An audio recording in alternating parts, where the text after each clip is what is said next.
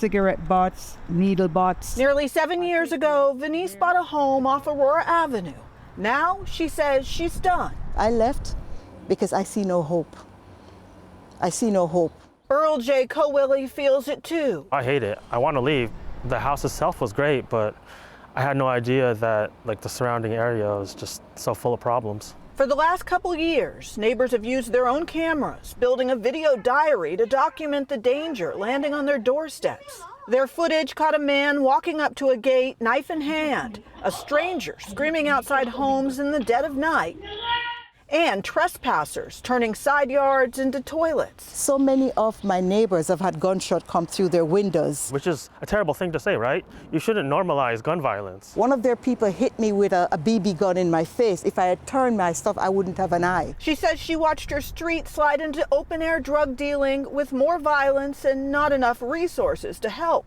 The city's latest move in response to neighbors' concerns are concrete barriers on this block and a few nearby streets. Putting blockades on the avenue like the ones behind me, it is a Band-Aid. We welcome it and we thank you for doing it because it stopped the drive-through shooting. But the main issue that you need to address is that of the prostitutes and the trafficked women. Residents here want the city to get to the root of the problem. I want them to actually listen to us. Thank God I no longer live here, and I wish I didn't own a home here, and I wish I didn't have to deal with all of this still because I have ties here.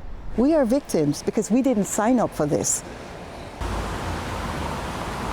Now, council members note that in the month of May, gun violence jumped in the area by 8%. And just last night, neighbors heard gunfire when a shooter wounded a 29-year-old man along Aurora Avenue. So those are some of the concerns they still are dealing with. Jessica?